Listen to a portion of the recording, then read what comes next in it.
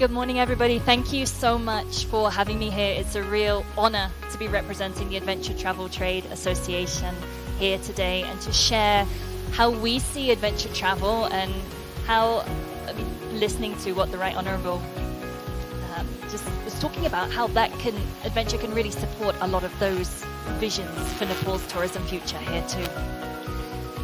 So I want to get started a little bit more interactively, okay? So I want to find out and test you. I'm going to show you some pictures. And if you think this picture is adventure travel, I want you to put up your hand, okay? If you don't think it's adventure travel, keep your hands down. So here we go. Whitewater rafting. Adventure travel? Yeah, see lots of hands up. Okay, all right, yeah, I agree. E-biking through a city? Okay, some. All right, people. All right. Food? Having a traditional meal? Oh, I can see some people putting their hands up. Okay, all right. Testing yourself to the limits, kind of floating in ice. Is this adventure? Oh, everyone says yes. Okay. Hiking? Oh, yeah, okay. And this one, testing yourself. I got it mixed up. Okay, so it was a little bit of a trick question. It was a bit of a trick question. That's better. For us at ATTA, we see all of those as adventure travel. So for us, adventure travel comprises nature, culture, and activity. And within that, that's adventure travel. So adventure travel can absolutely be hiking to base camp. It can be whitewater rafting. It could also be bird watching. It could be engaging with local culture. It could be having a meal with local people, learning how to cook. For us, all of that is adventure travel. So that makes things very accessible for everybody, whether you are super fit, whether you are like me, have a medium level of fitness, right? All of this is adventure. So a really quick intro about the ATTA. We see adventure travel as really being one of the better ways to travel for the planet.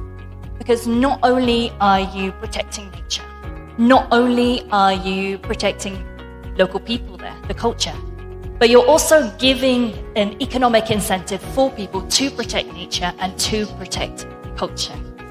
It's not just protecting nature reserves for the sake of it, it's also incorporating that economic element that helps people thrive, really allows them to protect nature, protect culture. So I wanted to talk about why adventure travel is good for business and destinations. And I think most of you are probably already convinced of that in this room. So for one, it's talking about impact. So when we look at the impact of adventure travelers generate a lot more for the industry with a lot fewer people. So the impact on the environment is a lot less. So for example, it takes just 4 adventure travelers to generate $10,000 compared to 9 overnight package tours and over 90 cruise tourists. More of that money also stays in the local community too. So for adventure travel, we see about 65% of that revenue staying in country. Compared to mass tourism, that's only 14%. It supports more jobs. That makes sense. Adventure travel is going out into nature. By its nature, it's more human intensive. And that really supports local jobs in the community too. When we're talking about the median trip price for adventure travel isn't cheap. Sometimes there's the perception adventure travel is similar to backpacking. It can be, but more often than not, it's for the higher value traveler. So for our members, and this is a study that we do every year, we ask our members, what's the average price? What trends are you seeing? Their average trip price is over $2,000. They're staying for 7 nights. They're getting a 31% markup on it. 75% last year of that revenue is staying in the local community. Over $250 being purchased in local handicrafts with local communities. So this is something that is really supporting local communities.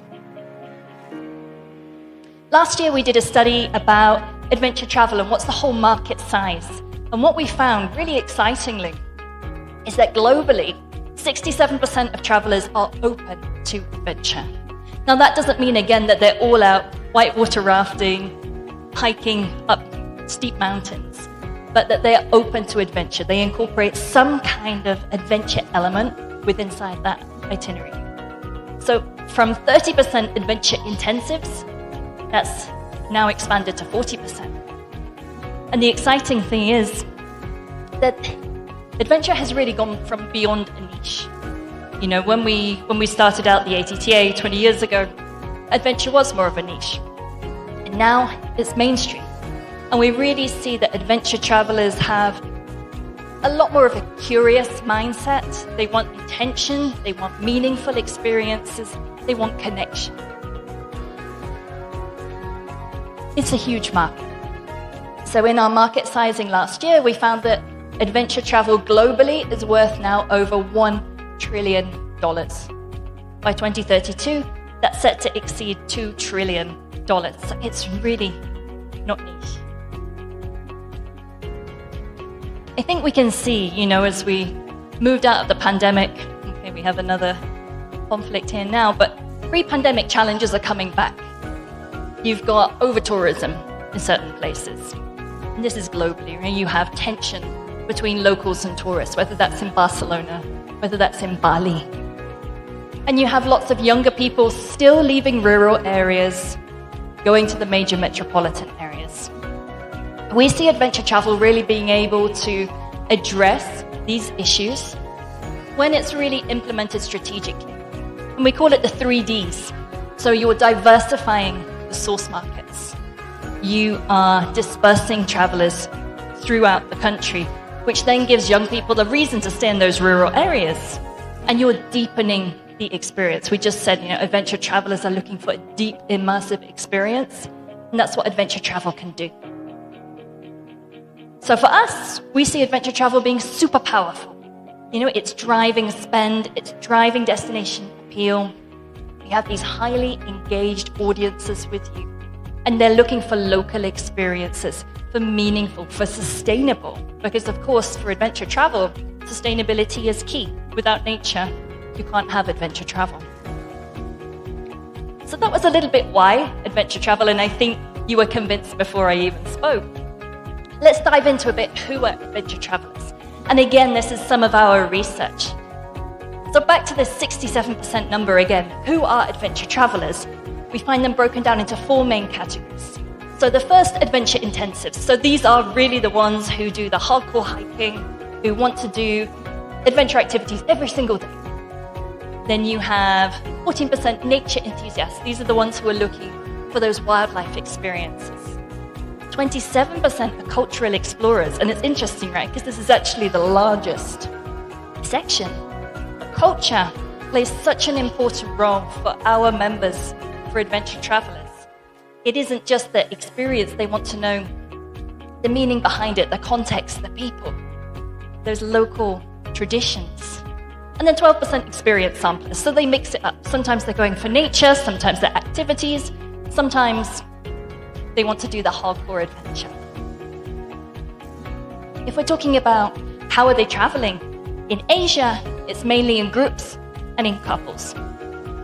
If we're talking about the age, again, and this is where we come back to the backpacking and how adventure travel isn't just backpacking. In fact, for our members, over 50%, or almost 50% of their travelers are actually aged 51 plus when they come to Asia. This also makes sense because older travelers tend to have some money and they have time. And they can take the time to go off the beaten track, to go and have these experiences. When we looked at primary source markets last year for our members, top source markets were the States, UK, Germany. So where are these travelers going? Again, same study. A lot were going to the US. Peru was one. Italy. We had a lot of Peruvians answer this last year, so a little bit skewed towards Peru. In general, if you see top trending destinations, Northeast Asia is at the top. Right? Everybody's going to Japan. You probably all know someone who's gone to Japan. Right? Japan is there. South Asia is there. in the middling, and it means it's increasing, right, that interest. And let's talk about what the kind of adventures these travelers are actually doing. So in terms of trips, they're really looking for customized trips. They are looking for specialized, they're looking for low impact, they want to go off the beaten trail, they want remote destinations. Women focused is a new trip type that we're seeing come up more and more, where you just have these groups of women travelers going and supporting women-led businesses. And wellness. Why are they going on the trip? Well, for one, they want new experiences. But again, the cultural side is important. You can see to travel like a local, cultural experiences. And you have a few other ones that are a little bit sobering, right? So last chance travel. People want to go to these destinations because they think they might not exist in 20 years' time. And of course, digital detox. And who doesn't want a digital detox nowadays? And what are these activities they're doing themselves? Top one, hiking and trekking. And this, I would say, is nearly always number one. It's number one or number two every year. Cycling, super important, whether that is mountain biking, whether that is e-biking. And e-biking, essentially, we've really seen that rise through. Culture, nature, so you see both safaris and bird watching there too. And even photography. And crucially, wellness activities. And I've heard a lot of talk about wellness this morning already. It fits very nicely. If we look at Asia in particular, what are the top trending activities we're seeing in the region is culture. And nearly every year, it's always culture. And I think this is an advantage that Asia has over many other countries that makes it very, very special to do adventure travel in Asia. Because you could climb a mountain in Switzerland, you could climb a mountain in Nepal, you could climb a mountain in Chile, right? But what makes the difference is the culture around it, the people you meet, the stories that this nature is linked to. And I think in Asia, in Nepal, it's in spades, right? So culture, key. If you look last year, culture was number 2. So normally hiking, trekking, culture, switch places every year, but culture is always, always there. And adventure travel, and as I said earlier, sustainability is super important. And this year we added a new question into our survey. We asked about protected areas. And so around 2/3 of products being sold right now are visiting protected areas, so national state parks or private reserves. And the importance for these products to the whole itinerary is 4 out of 5. They're super, super important. So adventure travel there is playing a really important role in providing revenue. You can see 1/3 of visits are giving over $50 for these protected areas, but also that incentive, right, to keep them protected. So come to Nepal. That's all the kind of big global trends, Asian trends. What opportunities are there for adventure for Nepal? And as always, as already said, Suresh with his NAPAL, all of those aspects, right, adventure travel can contribute to. And I think Nepal is really, I'd say, the spiritual home of adventure. When I tell people last week, I'm going to Nepal, they just imagine adventure. They're super excited that I'm going there. It has such extraordinary potential, to borrow a phrase from this morning. Again, we compare back to this adventure activities, the top one from last year. Every single one of these activities, Nepal has it, right? You tick all of the right boxes. Interestingly, when we look at the size of the Asian market potential, and this is Asian outbound, 72% of Asian outbound travelers are open to adventure. So if you remember, the global is 67, Asia is 72. So Asia's actually ahead of that. And the market here is worth 1/3 of the total global travel. The good news for Nepal is that you're sat right next to 2 of those largest outbound markets, China and India. And we can see, because we broke them down into different types of travelers, that they're both really open to adventure. I mean, if you look, you can't look. When it comes back, you can have a look. But basically, Indians are a lot more into nature travel. Chinese and Japanese travelers are more into that cultural side. Thank you. You can see that now. So the green bar for India for nature, and then the big yellow bar there for China for cultural explorers. But you've got these on the doorstep, right? These are really important outbound markets that I know are already being tapped into, but can continue to be, and looking for those niches within that for adventure travel. So if I could offer humbly a few recommendations. From what we've seen for destinations, it's certainly to highlight authentic. Authentic is a word I think that's done to death, but really that thing that makes you so special, so genuine. Layered offerings, sustainability, and looking how to increase that longer stay value, that higher itinerary, higher trip value. For tour operators, it's thinking about, when we say tiered adventure products, not everybody is super fit. And thinking about how to mix that up, thinking about what the story is, thinking about tailoring that to your traveler type, building up your sustainability credentials, particularly when you have buyers coming in from Europe. Their sustainability is increasingly being promoted by the EU, and operators here are going to have to adapt to these EU legislation sooner or later.